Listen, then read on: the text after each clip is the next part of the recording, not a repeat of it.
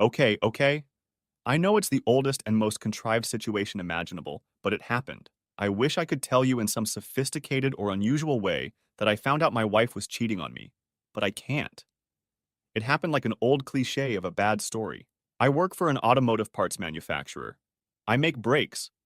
Someone has to do it, and I'm one of the lucky ones. From 4 to midnight every day, 5 days a week, for 8 hours, I operate one of the most archaic machines you've ever seen. I wear eye protection, earplugs, steel-toed shoes, and a denim apron. Every day I meet my quota, and if I'm lucky, I get a bonus at the end of the year.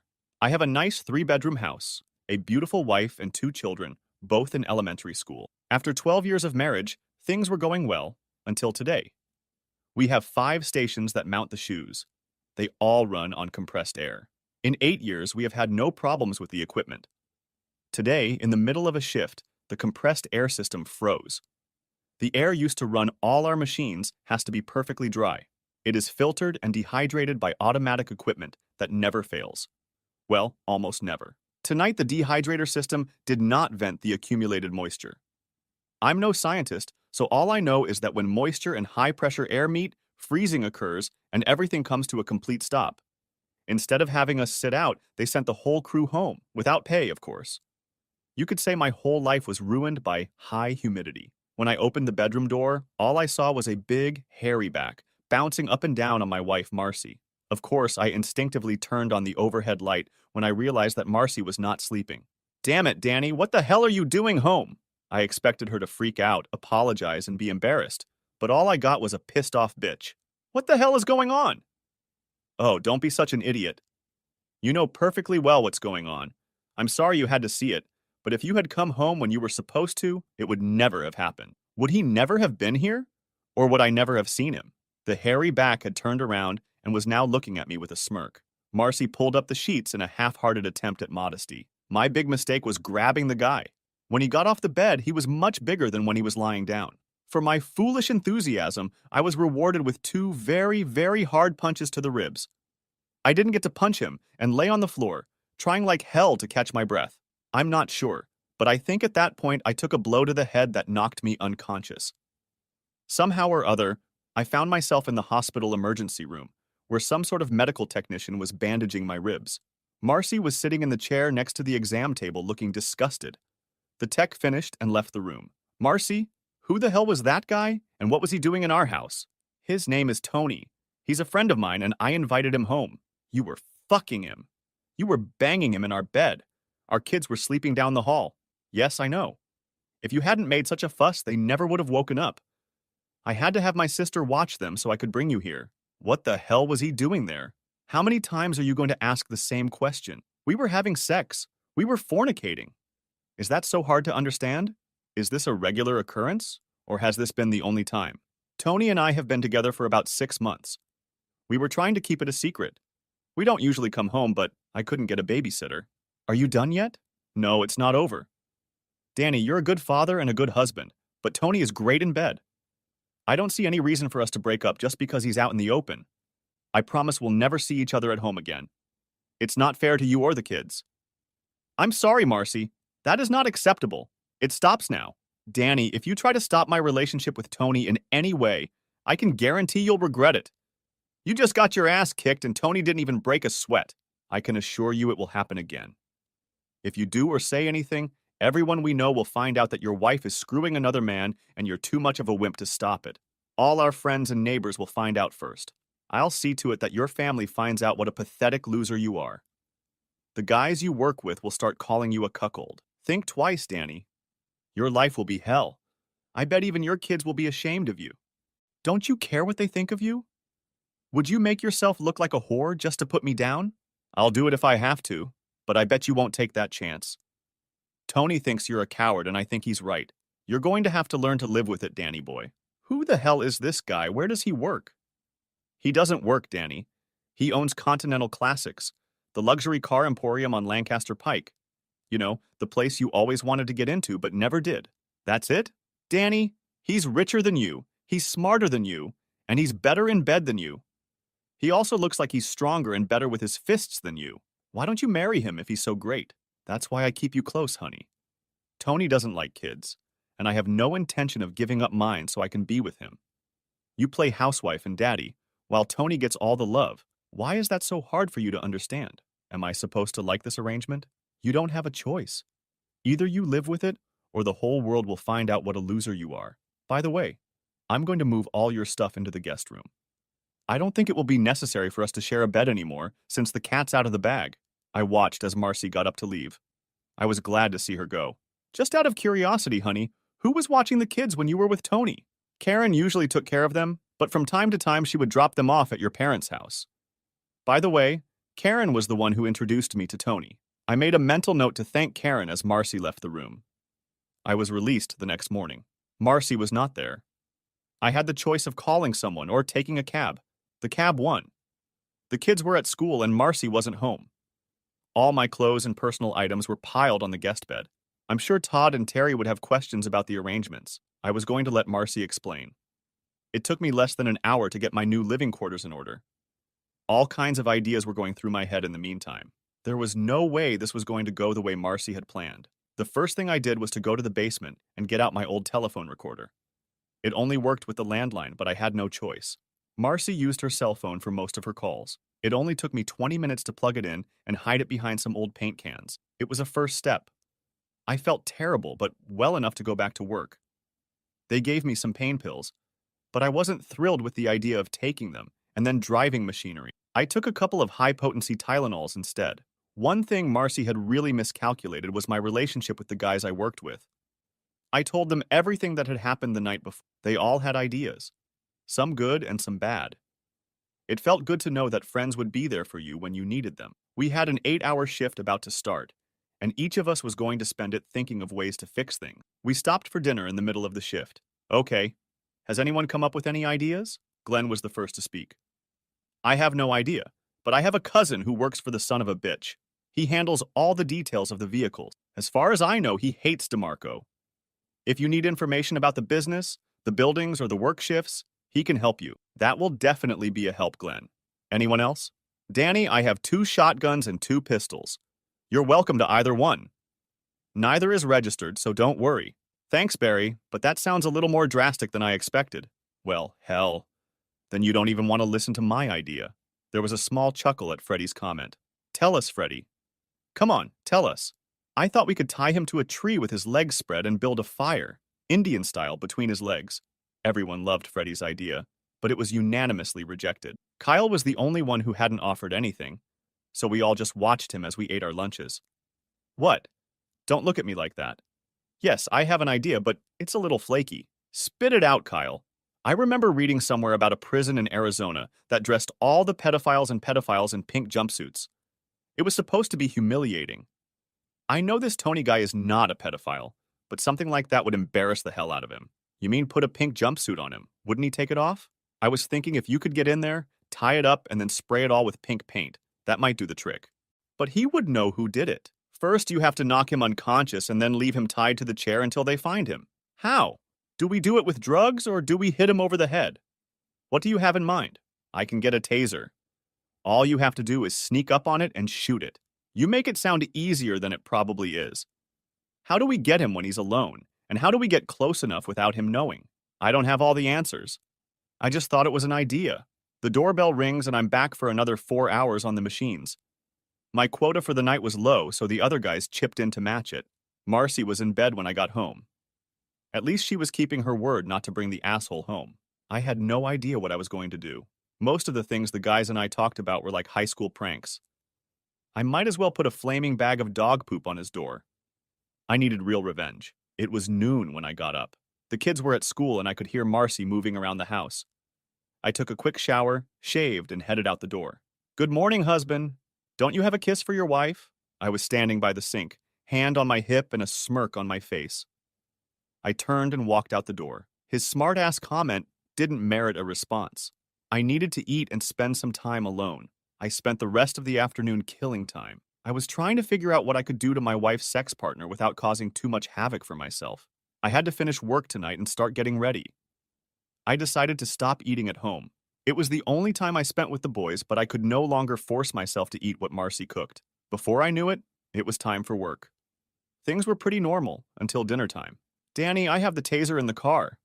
I don't know if you'll be able to use it for anything, but at least you can have it for self-protection. Kyle looked proud of himself. Don't forget to pick it up before you go home. Did you ever use the damn thing? No. We can try it. Who wants to volunteer?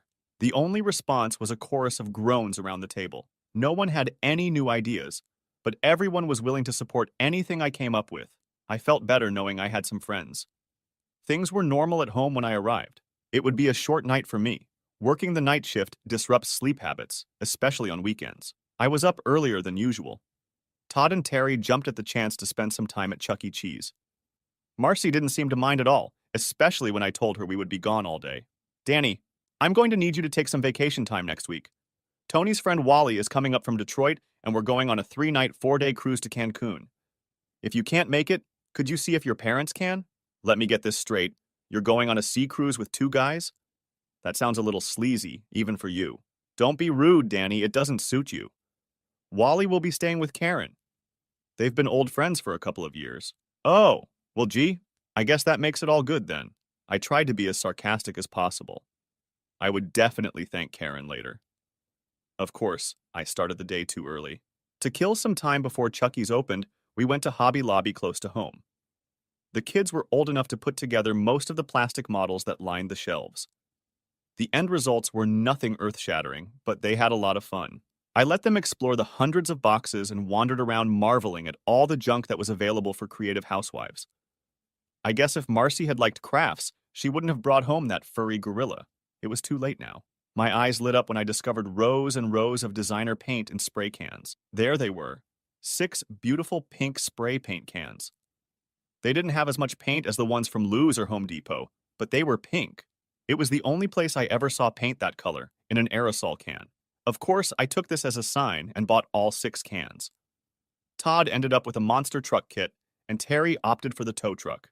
I didn't even know they made plastic tug models. Before we left, I also bought a package of 10 plastic cable wraps. They were about 18 inches long and looked like they would do the job. By then, Chuck E. Cheese was ready for business. The guys killed about 4 hours and 2 pizzas before burning out. We picked up a package of cheap bread and went to Pandora Park. The ducks ate it all in the first 10 minutes, but we hung around for another couple of hours before heading to my parents' house. Mom and Dad were glad to have us for dinner and to spend the evening. Todd and Terry spent most of the evening in front of the TV, and I took advantage of the time to fill Dad in on the situation with Marcy. I realized that I was telling him what was going on before Marcy could. She was threatening to do the same thing I was doing. Heck, that almost made her threat worthless. Dad promised they would be there to take care of the kids no matter what. That would make things a lot easier to carry out. I didn't want the boys to get hurt by the situation. Around 9 o'clock, I called Marcy to let her know that we would be spending the night at my parents' house. I picked up the machine. After a big breakfast at IHOP, we arrived home to find Marcy still in bed. I immediately fired up the mower and started in the back, next to the bedrooms. Todd and Terry were anxious to get started on their models, even though it was a beautiful day outside. I let them go. I decided to work all day on the lawn. There was edging to trim and pruning to do. Things didn't go as fast as usual because I was stopping a lot to chat. I had a pair of perfectly good hedge cutters, but decided to borrow some from Mike Fielding, the neighbor across the street. His wife, Mary, was one of the biggest gossips in the neighborhood. I explained to Mike that there might be some unfamiliar cars parked next to the house because Marcy was having some male friends over. Everything should be fine, unless they got drunk and rowdy. If that happened, I would call the police. It was hard for me to control things since I worked at night. Larry Finley was on the board of directors of the local church. I borrowed a spark plug wrench from him and apologized for Marcy's recent wild behavior. Of course, I wanted to know what he meant. Larry was more nosy than Mary Fielding. 10 minutes later, I had enough fodder for a month. I didn't break for lunch and finished work around 4 in the afternoon. After a quick shower, I went to Rosie's Cantina and ordered the most expensive meal on the menu. I'm not sure what it was, but it sure was good. I spent the rest of the afternoon with my brother Dave and his family. Dad had already told him what was going on. I spent the night on his couch. My wife had a great plan. She was going to force me to obey by threatening to find out I was a cuckold. If I refused to consent and support her infidelity, she would make my life miserable. It was an interesting idea, but it had a lot of holes in it. In less than a week, I had told everyone what was going on. That nullified her threat. I was also able to make her look like more of a slut than I had ever imagined. I don't think she expected any reaction. I stopped by the house the next afternoon to change for work, and a fuming Marcy was waiting for me. What the hell have you been telling the neighbors? Karen said you told everyone that I ran a whorehouse here at night. Oh, shit. That's not true, Marcy. I simply explained to them that you might be entertaining men while I was at work, and that they shouldn't get excited about it. Well, that's not the way it goes around. Who else have you been talking to? To everyone. I thought I'd tell them before you. It seemed easier that way. I didn't say anything to your parents or your sisters. You should probably do it before they hear the rumors. Damn it, Danny. You're making me look like a whore. Well, fair enough. You were going to make me look like a cuckold. Bastard. I'm sorry, honey, but I have to go to work. I was able to spend some time with the kids before I left. The hardest part was not being able to spend the quality time I wanted to spend with them. Glenn had the best news of the night. Continental Classics closed at 9 o'clock Thursday night, so Tony could personally do all the payroll for Friday. He hated to be disturbed while doing payroll, so even the cleaning crew was gone. Kyle took a few minutes and showed me how to use the taser. No one volunteered to try it out. The plan was coming together. If I got caught, and I expected to, I'd be facing jail time. I didn't give a shit. Tony DeMarco had to be humiliated. If I was arrested, I'd make sure every newspaper and TV station had the whole story. Any publicity like that would crush him, or at least make him so mad he'd do something dumb. The next few days, I only went home to sleep, shower, and change clothes. I hadn't eaten at home since the first day. Thursday finally came. I managed to get my truck to run out of battery, so Kyle picked me up. The plant supervisor never bothered the brake guys too much. As long as we met our quotas and the quality was good, they left us alone. One thing I favored was the OSHA requirements for the job. Between the apron, gloves, and welding goggles, we all looked pretty much alike. At 8:30, I slipped out the back door. The guys would take turns working at my station. Of course, one of their positions would be vacant, but no one cared. Bathroom breaks were routine and never monitored. The main thing was to give the illusion that I was never leaving.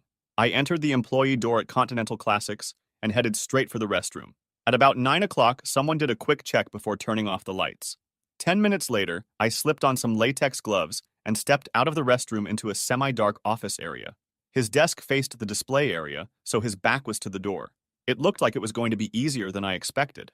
He had a computer in front of him, but he was pecking away at an old adding machine with paper tape.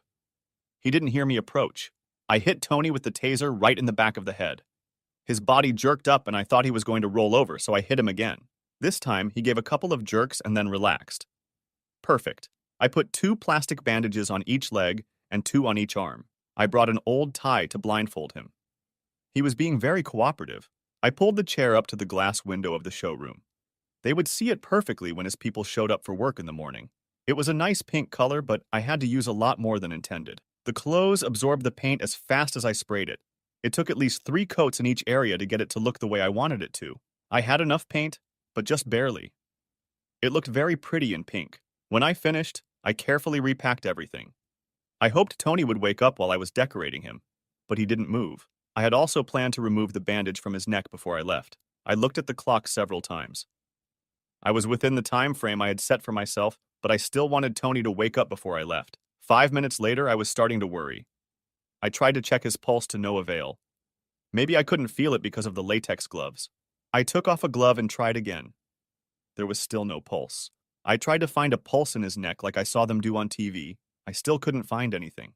I removed the bandage and touched his eyeball with the tip of a pencil. He didn't blink. There was no reflex of any kind. Needless to say, I panicked. I had the presence of mind to put the latex glove back on and clean up anything I might have touched. I tucked the tie in my pocket and then cut all the plastic ties. You could see the marks the pink paint had left when I removed them. It looked strange. The white fur under the tie made it look like a pink raccoon. I took another minute to make sure I hadn't missed anything, and then went to work. I threw all the junk I had on me, including the taser, into a culvert on the way to the shop. 10 minutes later, I was back making brake shoes. No one noticed my absence. As soon as the shift was over, I told the guys what had happened. They were all props, so I was pretty sure no one would say anything. Freddie was very impressed. None of them seemed concerned. Kyle drove me home, and we both made a mental note of what time he dropped me off. I didn't get as much sleep as usual. At about 10 o'clock, Marcy burst into my room. "What the hell did you do? What did you do, you little bastard?" Of course, I turned around and looked at her, perplexed. "What the hell are you talking about, woman?" Tony is dead. Karen called and said they found him in his office this morning. Dead. I think you had something to do with it, and I'll see that you pay for it, you bastard. It was the second time he had called me a bastard in 5 minutes. It was clear I wasn't going to sleep anymore, so I stumbled out of bed and went to the bathroom. I was in no hurry to face the Wicked Witch of the East, so I took a long hot shower and shaved slowly. I even slathered on some aftershave just to tease my doting wife. I never made it to the coffee pot. A tall black man was standing in the living room talking to Marcy. He had very short hair and was wearing a dark suit. The bitch had called the police. There was no doubt about it. I shook my head and headed to the kitchen for my first cup of the day. Marcy had a sarcastic little smile on her face as I sat down in my favorite recliner. My uninvited guest sat down when I did. Mr. Mercer, my name is Detective Darnell Green, with an E. I'm here about the death of Anthony DeMarco last night. Your wife indicated that you and Mr. DeMarco had a disagreement last week, and I was wondering if I could ask you a few questions. Sure, I have no objections, but not here. What do you mean? If you want to talk, let's do it in your office, not my house. Is that okay with you? I couldn't help but notice the frown that appeared on Marcy's face. I was pretty sure she had expected to be included in the discussion. My car or yours, Mr. Mercer? I have other things to do, so I'll see you there. Any special offices? Second floor at the rear, room 206. Turn right when you exit the elevator. I'll see you shortly. Marcy was fuming as I put on my shoes. I didn't get to finish my coffee, so I dumped it in the sink. I turned and smiled as I walked out the door. I guess you're going to get what you wanted, honey. What are you talking about? What the hell do you mean, Danny? 10 minutes later, he was sitting with Detective Green on the second floor of the municipal building. For the next hour, Detective Green asked all the right questions, and I got all the right answers. I was trying to be discreet about it without ignoring it or rubbing it in my face. Of course, I had to admit that I had a motive, but never had the opportunity to do anything about it. It was a serious situation, but I did my best to be sympathetic without being a smartass. I think he appreciated the fact that I made his job easier, even if I didn't have an answer for it. The most interesting part of the discussion was finding out that Tony died of some sort of heart problem. He had a pacemaker installed a couple of years ago, and I guess it didn't go very well with the taser. Of course, they knew about the taser because of the marks on his neck. I felt bad about Tony's death, but I was also glad. Detective Green gave me the usual "don't leave town" speech and told me he would get back to me after verifying my alibi. Wow. I never thought I would need an alibi for anything. It was exciting. We parted on good terms. I had a feeling that Darnell Green was on my side. He made me feel warm all over. I grabbed a bite to eat and watched the news. There was a segment about the death of a local businessman. It mentioned that there were no known relatives in the area. I emptied the bank accounts and then had a hearty breakfast. There were things to do at home. Marcy wasn't there when I got back. It took me 30 minutes to get all my stuff into the master bedroom and all of Marcy's stuff into the guest room. The guest room had a small closet and a dresser. I stacked everything on the bed for her to put away. I checked the phone recorder in the basement, and there was nothing important. I gathered up all the bank and insurance records and other important papers. I was glad to have Marcy's Volvo in my name. That would make things easier. I stuffed everything into a folder under the front seat of my truck. I called work and took a 2-week vacation. A few hours later, my beloved wife showed up. She seemed surprised to find me home. It was time to get things back in order. I smiled as I led her to the guest room. "What the hell is this? Who the hell do you think you are?" His response was a big smile. "Answer me, damn it. What's going on?" "Marcy, I will be staying in the master bedroom from now on. You can stay in the guest room. I suggest you start putting your clothes away. Anything not in the closet or on the dresser by dinner time will be discarded. Any questions?" "I can't fit my stuff in that little closet, and I don't intend to stay in that room anyway." "What the hell do you mean dispose of? If you can't fit it in the closet or dresser, you don't need it. This is not going to happen, Danny. I don't know what kind of game you think you're playing, but it won't work. You're dead meat. I suggest you start putting things in order. If you have any more questions, I'll come back later." Bastard. It was the third time today that he called me a bastard. I must be doing something right. While Marcy was busy in the guest room, I left her purse on the kitchen table. I took my time to gather everything I wanted. First, I took her cell phone and then her car keys. From her wallet, I took out her driver's license and all the credit cards, debit cards, and money. I put everything that was left back into storage. I took the title to his car out of the van and drove the Volvo across town to a friend who owned a dealership. I sold it to him directly, at a good price, with the agreement that I would wholesale it out of town. Even with the payment, I took a few $1,000s in my pocket. I was walking into Taco Bell to eat when my cell phone rang. You son of a bitch! What did you do with my phone, and where the hell is my car? I was glad he wasn't calling me a cunt again. He was calling from the home phone. It was a good test. I could check the recorder when I got home. I'm sorry, honey. I had to get money to hire a lawyer to defend me against the murder charges. I promised to get you another car as soon as I get out of jail. He was still insulting me when I hung up and turned off my cell phone. After that conversation, I decided that a lawyer would be a good idea. Whatever happened, I wasn't going to stay married, but I would have to wait because I was the next one to ask. Todd and Terry were home when I arrived. I went straight to my kids and ignored Marcy. I glanced at her a couple of times and could tell she wasn't very happy. The boys were anxious to show me the models they had assembled. When Marcy started preparing dinner, I headed to the guest room. All my clothes were on the bed. All of Marcy's clothes were in the master bedroom. I chuckled to myself but decided not to resist. She was tough and determined at this point. Marcy told the boys to wash up for dinner, and I went to the guest room to put my stuff away again. I would have loved to throw all their stuff away, but it seemed too childish. Tonight, I indulged myself at Red Lobster. Money was no problem, because I still had cash left after giving a deposit to the divorce lawyer. The shrimp and lobster combo was great, but the cheese rolls were still my favorite. When I finished eating, I turned my cell phone back on. I was hoping for a call from one of the guys at work or Detective Green. No luck, as the first call was from my wife. Danny, how am I supposed to go to the grocery store? We need milk and a few other things. I'll take you when I get home. Try to get groceries on Saturdays when I don't work. I'll feel better if you don't do the shopping by yourself. Oh, I have another call. I've got to go. I'll talk to you when I get home. The second call was from Kyle. Detective Green spoke to the entire team. Individually and as a group, all the stories held up. Tom Tingle, the floor manager, was the most supportive. He insisted that it was impossible for me to have missed work. He monitored all his men very closely and could guarantee that I had been there all night. I knew he wasn't that smart. If some criminal investigator wanted to prove that I killed Tony DeMarco, I'm sure he could do it. I had a feeling that no one cared. I got home just in time to put the kids to bed. Marcy was sitting on the couch with a glass of wine. I grabbed a cold Foster's from the fridge and made myself comfortable in my recliner. The TV wasn't on, so I figured it was a good time for Marcy and I to talk. So Marcy, how's the plan to turn me into a wimp and a cuckold going? Well, that ended the conversation before it started. He finished his wine, got up, and went to his room. I thought he wanted to talk. I guess I was wrong. I grabbed my beer and went to check the recorder. The first call was to his sister. There was no cover-up there. It seemed that Marge knew all about the affair with Tony and was supporting Marcy in every way. That was good to know. The next call was to Marcy's mother, and it was a little different.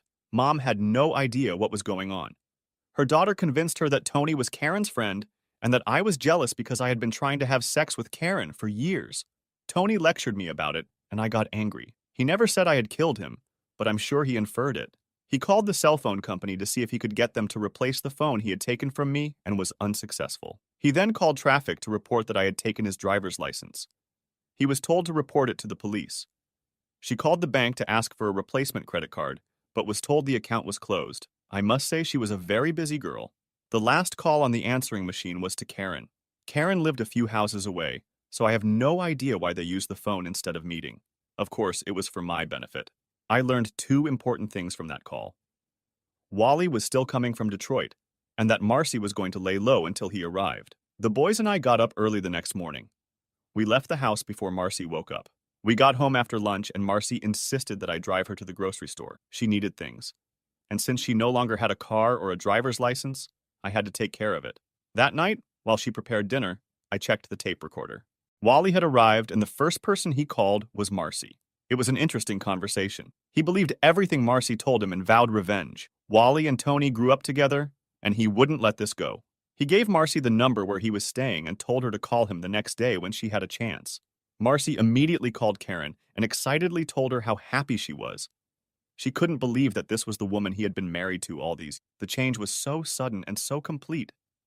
I had no idea that what she had done was so bad as to deserve this, other than killing her lover. I went out for a hamburger before bed. Of course, the lawn needed to be mowed again, so the next day, I had a good excuse to avoid Marcy. Around 11 o'clock, Marcy's mother and father came to pick up the kids. I had no idea that a sleepover with the in-laws was planned, but I decided not to protest. Tomorrow was a school day, and Grandma Wilcox promised they would be on time. I was anxious to check the phone recorder, but lunch came first, as I had missed breakfast. After a quick shower, I went to Denny's. Marcy never said anything about the fact that I no longer ate at home. Marcy and Wally had set up a plan to avenge Tony's death. It was all a bit comical. I guess it wouldn't have seemed so if I didn't know what was going on. After Marcy and I went to bed, Wally was going to enter the house through the sliding door on the back porch. She promised him it would be open. If everything went according to plan, it would look like I had been shot during an attempted burglary. Marcy and Karen would call 911 when they heard the gunshot. I know it sounds stupid, but at that moment I remembered that I hadn't changed the beneficiaries on my insurance policies. I blew a sarcastic kiss to my wife on my way out the door and received a finger in response. I had dinner with my parents and spent the evening there. Before I left, I borrowed Dad's snake charmer. The short-barreled 20-gauge would be perfect for the evening party. Marcy was in bed when I got home, but she had the light on and I assumed she was reading. The only call on the recorder was from Karen. She was bragging about the good sex she and Wally had had all afternoon. Before she said goodbye, she promised Marcy that she would be ready later that night. It took me about 20 minutes to replace the buckshot in the cartridges with rock salt. I had a bag full from last winter. I didn't want to kill Wally, but just slow him down. Hell, I didn't want to kill Tony either. I hoped Wally didn't have a bad ticker like Tony. I wanted to check the door to the back porch, but I was afraid Wally would see me. I had to assume Marcy had left it open. I stripped down to my shorts and rummaged through the blankets on the bed. A cup of coffee would have been nice, but there wasn't any made, so I settled for a Coke. I waited in my recliner with my cell phone by my side. He didn't show up until after midnight. As soon as I saw him on the terrace, I called 911 and reported that there was an intruder in my house. I was careful to say that I feared for my life. I did not hang up the phone. The patio door opened quietly, and there stood Wally. I waited until he was completely inside the house and gave him the first blast. I aimed for his lower body because I didn't want to accidentally kill the son of a bitch. The first shot sent him tumbling backwards onto the deck. When the second hit him, he fell over the side of the deck, breaking the railing. I knew I hadn't killed him because he howled like a stuck pig. The rock salt must have really hurt him. I was surprised at how loud the shotgun blast sounded inside the house. My ears were ringing like crazy. I turned on the lights, and within seconds Marcy was standing in the living room screaming. She was actually yelling words at me, but I couldn't understand them. I walked over to check on Wally and saw a Ruger 22 automatic with silencer on the floor. Marcy was still yelling, so I pointed the shotgun in his direction. She quickly shut up and ran out of the room. It looked like Wally had broken his ankle when he fell. Some guys have all the luck. 10 minutes later, the first black and white arrived. There wasn't much discussion. I had put the shotgun down so that there would be no misinterpretation of what was going on. I flagged down the phone and one of the officers informed the 911 operator that everything was under control. They asked who else was in the house and I told them about Marcy in the bedroom. They took her into the living room and discovered they had made a big mistake. Her mouth was running a mile a minute. I tried to cover her up while the police tried to shut her up. Neither of us succeeded. Finally, a uniformed policewoman took her by the arm and led her outside. I noticed Karen was out with other neighbors. I smiled at her and slowly ran my index finger down my throat. She turned and walked quickly away without returning my smile. The emergency unit arrived for Wally at the same time as Detective Green. He smiled when he saw me, and I smiled back with a big smile. I wasn't trying to be a smartass, but I couldn't help it. The Amazon cop took Marcy back to the house so she could get dressed. She had calmed down a bit. After dressing, we all headed back to police headquarters. I insisted on riding in separate cars, so Detective Green let me ride with him. We didn't talk during the ride, but he looked at me and smiled again. It was daylight when Green released me. We only talked for about 30 minutes, but they kept me all night. I felt like I was in Guantanamo because they kept making me drink coffee. One of the black and white cars took me home. I was a little disappointed because I expected to see yellow tape around the house. The place looked like nothing had happened. The rock salt didn't even break the glass siding door. I guess Wally got most of it. I figured it would take an hour to fix the broken railing. I threw myself into bed and didn't get up until after lunch. After emptying my bladder, I staggered out to the kitchen and found my friendly detective sitting at the table reading the newspaper and drinking freshly brewed coffee, which I assumed he had made while I slept. I had already had all the coffee I wanted the night before, so I settled for a large glass of orange juice and sat down across from him. I have no idea how he got into the house. "You're a great guy, Mr. Mercer." He didn't look up from the paper. I didn't know how to respond to that, so I didn't say anything. I didn't know if he was playing with me or what. He finished his coffee. "Detective Green, I need a shower, a shave, and something to eat. My treat, unless it's against some police policy. Take your time, Danny. I have all day. As I walked to the shower, I wondered when he slept. Lunch was 2 big pork sandwiches. Green even accompanied me with a beer. Neither of us said anything, and after a while, the silence became overwhelming. You're dying to ask me some questions, aren't you, Mr. Mercer? It's funny, but I was thinking the same thing about you. My detective friend beckoned the bartender over and ordered 2 more beers on tap. I spent all night asking you questions. Now it's your turn. Well, for starters, where's my wife? We are still holding her. She will be arraigned this afternoon. I finished my beer.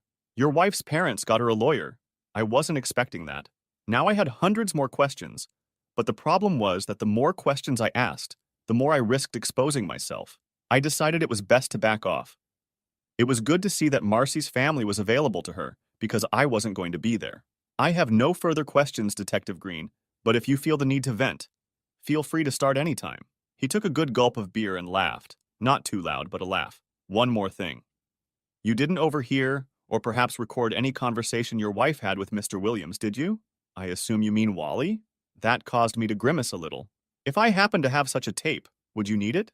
I don't know yet. If things go the way I think they will, it won't make any difference, but if one of them gets a good lawyer, maybe.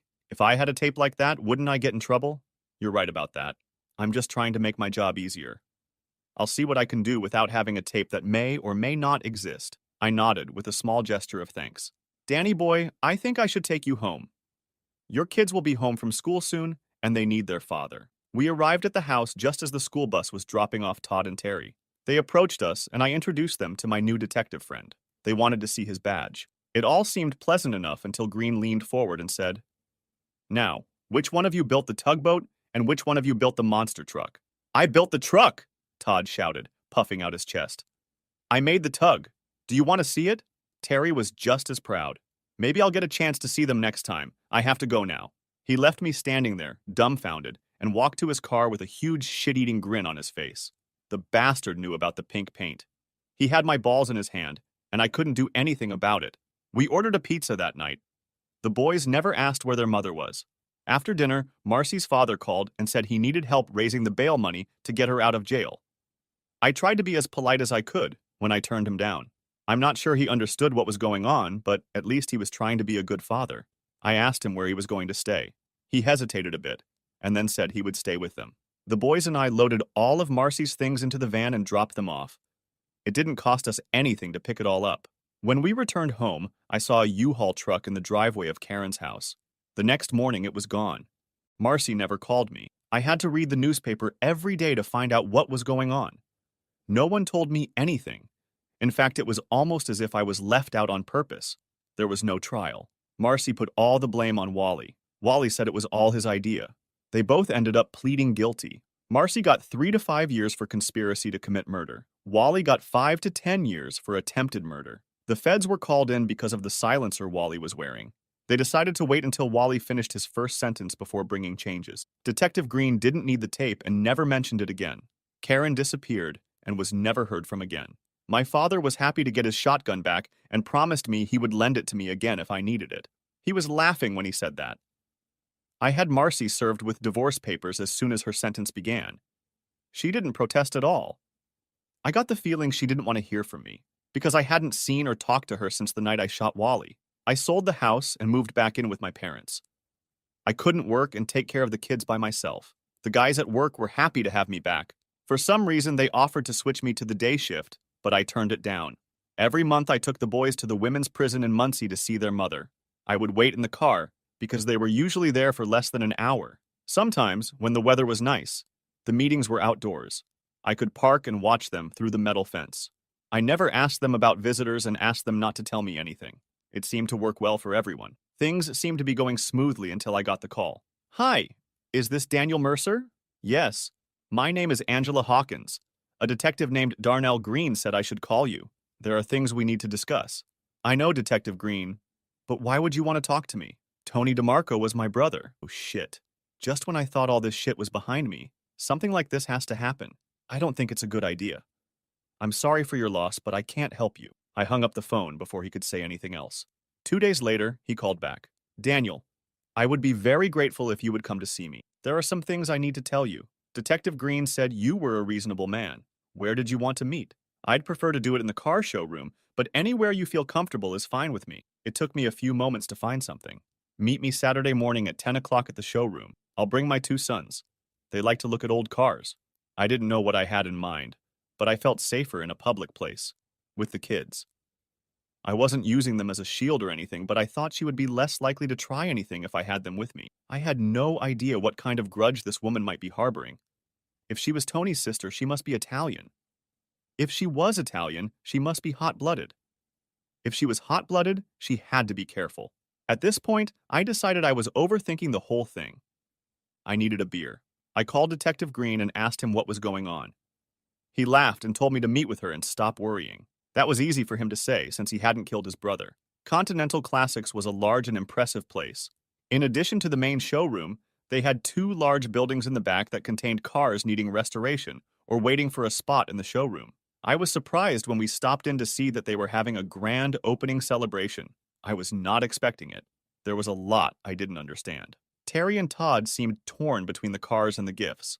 The first impression was the smell of the popcorn machine. A guy with floppy shoes and a rubber nose was handing out small bags of hot popcorn. Off to the side, there was a soda machine and another clown with a hot dog cart. The kids wouldn't need to eat today. It was not too difficult to recognize Angela Hawkins. I knew it right away, as soon as I saw her walk straight towards me with a slow, determined stride. Everything about her said Italian. Dark hair, dark eyes, olive complexion, and wide hips. I suppose a gentleman wouldn't have noticed her hips, but her height accentuated them. 5 feet at the most. Tony was huge and his sister short and wide. I felt myself getting a little nervous as she got closer, and then I noticed the smaller clone next to her. The girl looked to be about 10 years old and was the spitting image of Angela, except that her hair was a little lighter, and naturally, she had no hips. It seemed that my hostess covered herself as well as I. We were a rather pitiful pair. We both used our children as security. As he closed the gap that separated us, his hand reached out in a friendly manner. Daniel Mercer, I presume. It was natural and polite to take his hand and shake it. I always wanted to say that, like in the movie about Dr. Livingstone. She smiled but seemed a little nervous, which made me feel a little better. I was kind of speechless, so she kept talking. This is my daughter, Carla. Carla smiled at the boys and me. Todd smiled back politely and said her name, but Terry held out his hand with a smile on his face. Carla? Why don't you show the boys around the house while I talk to their father?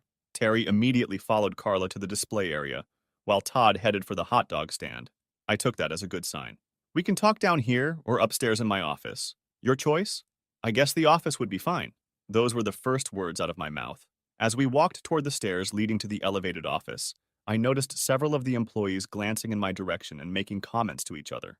Angela also noticed and smiled at my discomfort. All of the vendors on the floor were wearing blue bowling shirts for the opening, so they were easy to spot. Unfortunately, they all seemed more interested in me than the buyers. One guy at the end of the building gave me a big smile and a thumbs up. I smiled back, but felt a little nervous.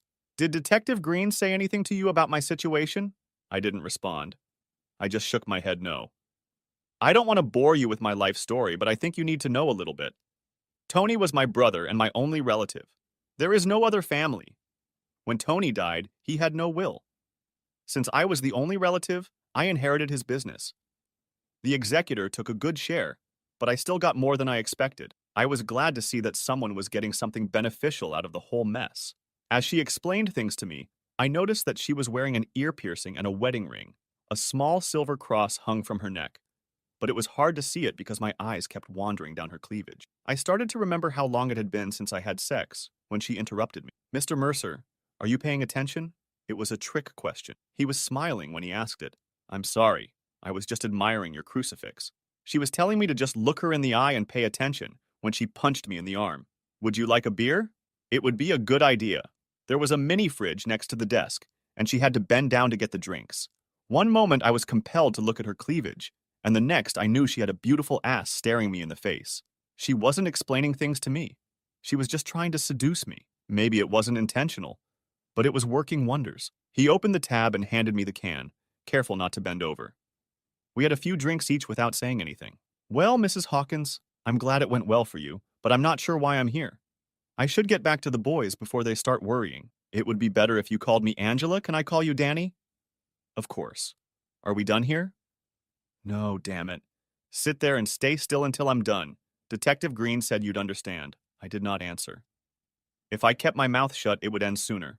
Tony was a bastard. He wasn't a good son of a bitch and deserved to die. Oddly enough, I wanted to thank you. It was a trap. That damn detective was setting me up. Was the room bugged, or was she? She might have a bug hidden in her bra. Damn, I was looking at her cleavage again. Do you carry a microphone or some kind of recording device? Of course not. Why would I do something like that? I finished my beer, though I still wasn't convinced. I'd better go down and see what the boys are up to. I wouldn't want them to get in trouble. Just sit down. She seemed quite convinced of this. There was no love lost between Tony and me. About 3 years ago, my husband was killed in an accident. He had no life insurance, and the guy who hit him had no insurance. I was out of work and had a daughter to raise. Tony was my only relative, so I asked him for help. He paid part of my husband's funeral expenses, and that was it. He wouldn't even return my calls. Are you telling me that his death was a good thing for you? Yes, and apparently for you too. Maybe we should both be grateful for what happened and leave it at that.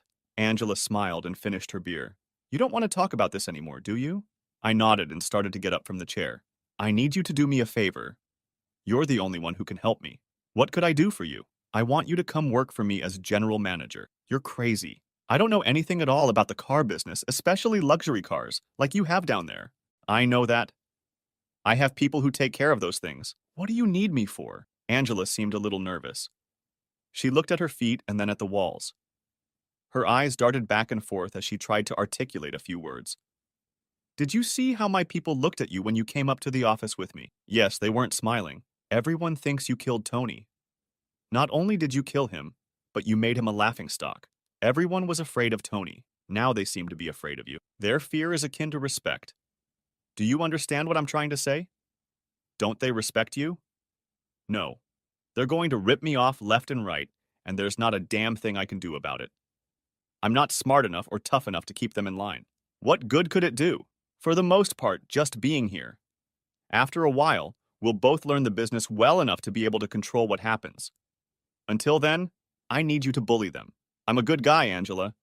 That's why Tony and my wife tried to take advantage of me. She seemed a little more comfortable now. That didn't work out too well for them, did it? For some strange reason, I found it funny and laughed a little. For the next 30 minutes, Angela and I talked terms and conditions. She had no problem exceeding the salary and benefits I was receiving at the factory. If things didn't work out, I could always come back. Actually, I didn't want to come back. I wanted things to work out. Todd wasn't looking so good when we got back downstairs. Too many hot dogs and too many sodas. Terry, on the other hand, was having a great time. He seemed to spend more time talking to Carla than looking at the cars. It was certainly a good sign. Todd threw up in the truck on the way home and skipped dinner. I started work that Monday. Things went exactly as Angela predicted they would. I was surprised at how quickly I was able to familiarize myself with the operation. I approached some of the employees and soon had eyes and ears in the plant. The one in the blue shirt, who gave me a big smile on the first day, was Glenn's cousin, my biggest supporter. Most of the employees wanted the business to prosper and were more than willing to rat out the bad apples. Angela let me handle the layoffs, and I found I liked it. I was living up to my reputation. Detective Green came by several times for coffee, but the conversation was usually light and friendly. I finally got him to open up a bit. 3 years ago, I was a cop in Philadelphia. I came home one day to find my wife in bed with my supervisor. I beat the crap out of him on the spot and kicked my wife out. The police department gave me a choice between resigning or being fired. A week later, I had a job here. Before I left, I made sure the son of a bitch who was banging my wife left too. I did not ask him for more information. It was his business. At least I understood why he seemed to be leaning on my side. The boys agreed not to mention my new job to their mother on visiting days. They made a few comments about the long drive, but seemed to understand that there was no escape. I felt it was important for Marcy to see her children, not for their sake, but to allow me to rub salt in the wounds. I know. It's a horrible way to use your children, but it gave me petty pleasure. Angela and I were spending more time together, at work and after work. One weekend, the boys insisted that I take her and Carla to Noble's Grove. Most of the time, we stayed closer to home. Living together seemed to complicate any possibility of romance. I was interested in having a closer relationship with Angela, but it wasn't convenient. I was still living at my parents' house with the kids, and Angela and Carla had a small studio apartment. As business was going much better than expected, Angela started talking about looking for a house to buy. She spent a lot of time on the computer looking for the perfect one. My first wake-up call was when she explained why she wanted a 4-bedroom house. Danny, I think it's important that the kids each have their own room. It's better to take care of those things now than to have to do it again later, don't you agree? Of course, I quickly realized that the question was a trick. I also realized that Angela felt I was more than just an employee. The potential for romance was looking better. Yes, I think that's a great idea. I also think a split bedroom plan would be a good thing to consider. I don't like the idea of them being too close to the master bedroom. I walked out of the office right after I said that and noticed a small smile on his face. It was a strange relationship. We had never had sex. We hadn't even come close to it. We hadn't even kissed. But I felt closer to her than I had to Marcy in 12 years. 2 days later, when my divorce from Marcy was final, we all went to Red Lobster to celebrate. The kids didn't know the reason for the party, but Angela did. Later, back at the apartment, the kids were watching a pay-per-view movie when Angela cornered me in the kitchen and stood on tiptoe to kiss me. We were hugging and laughing a little when Carla came into the room. Oops, sorry, Mom. As she turned to leave, she added, "It's about time." When we got back to the living room, Carla was whispering in Terry's ear, and they were both smiling. Angela and I were on our best behavior for the rest of the night, but I was looking forward to whatever it was. The next day, while the kids were at school, Angela and I took a long lunch and went back to the apartment. We both had a lot of energy to burn. We didn't get back to work until just before quitting time. There were many long lunches after that, and Angela began to get serious about looking for a house. Detective Green came to see us regularly, mostly just to chat, but occasionally he would stare at cars. He fell in love with a Studebaker Hawk that had been owned by Roger Ebert, the movie critic. Angela gave him a good price. "Danny, I need you to take me to see Marcy." It was an unexpected request. The boys and I took fewer trips than we used to, but Marcy never seemed to complain. Any particular reason? Closure. I need closure. I never understood what it meant. I knew all the words that described it, but the concept seemed to escape me. "Do you want me to come with you? Just take me over there. You don't have to be with me when I talk to her." It was a warm, sunny autumn day when we arrived at Muncie. Prisoner visits were being held outside, so I parked by the fence. 10 minutes later, Marcy and Angela came out to the exercise yard and sat at one of the tables. They were both chatting and smiling, as if they were long-lost friends. Things got interesting after 5 minutes. The smile had disappeared from Marcy's face. She was now leaning over the picnic table and scowling at her visitor. Angela, on the other hand, still looked happy. Suddenly, Marcy pounced on the table and tried to grab her. The interruption was quickly squashed by several of the guards as they led my ex-wife back into the building, kicking and screaming. Angela turned, looked at me, smiled, and shrugged her shoulders before leaving the visiting area. She was still smiling when she returned to the car. What the hell was that all about? Your ex-wife sure is a touchy bitch. Angela seemed to chuckle to herself. We drove for several miles, and then she turned slightly, straining against the seatbelt. I introduced myself, and she seemed glad to see me. Everything was fine as long as she thought I was on her side. I admit I fooled her a little at first. What do you mean? I told her I was coming from Baltimore to get revenge. That seemed to cheer her up because she thought I meant you. Of course, all I really meant was that I was going to get even with Tony by taking over his business. I guess you can still get revenge on a dead person, can't you? Okay, but why did he get so angry? He wanted details like when, where, and how. Of course I knew he meant you. Now I was getting interested. I told her it was going to take a long, long time and asked if she wanted me to keep her informed of the progress. She enthusiastically agreed and insisted on knowing exactly how I planned to do it. When I told her how I was going to do it, she got mad. She flipped out. She went nuts. It was great. Okay? Okay. How the hell are you going to kill me? Okay. How the hell are you going to kill me? Now I want to know. Her smile grew bigger. I told him I was going to screw you to death. That was it? Yeah. It's funny, isn't it? I thought he might get pissed off, but I never expected it to happen. Everything was silent for a few moments. We were both smiling. I was very proud of her. When do you plan to start this round? As soon as we get to the next motel, dummy. 2 months later, Angela and I got married. It was a small ceremony in the backyard of our new house. Angela sent Marcy a wedding invitation with a little note inside. Everything is going according to plan. He should be dead in 40 or 50 years.